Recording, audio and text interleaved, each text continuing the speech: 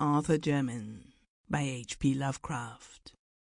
Life is a hideous thing, and from the background behind what we know of it appear demoniacal hints of truth, which make it sometimes 1,000-fold more hideous.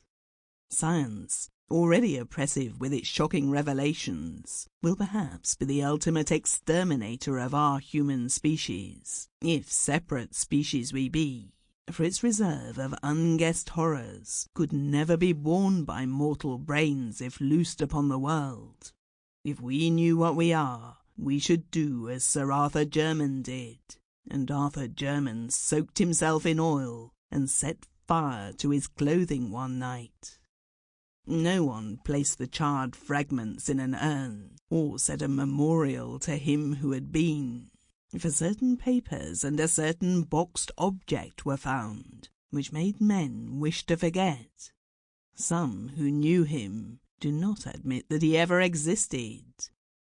Arthur Jermyn went out on the moor and burned himself, after seeing the boxed object which had come from Africa. It was this object, and not his peculiar personal appearance, which made him end his life. Many would have disliked to live if possessed of the peculiar features of Arthur Jermyn, but he had been a poet and a scholar, and did not mind it.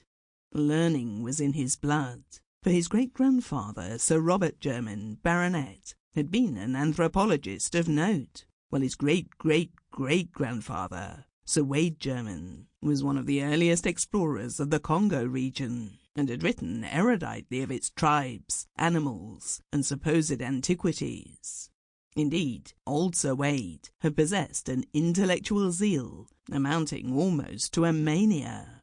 His bizarre conjectures on a prehistoric white Congolese civilization earning him much ridicule when his book, Observation on the Several Parts of Africa, was published.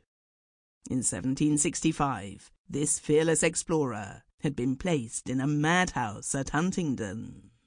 Madness was in all the Germans, and people were glad that there were not many of them. The line put forth no branches, and Arthur was the last of it. If he had not been, one cannot say what he would have done when the object came. The Germans never seemed to look quite right.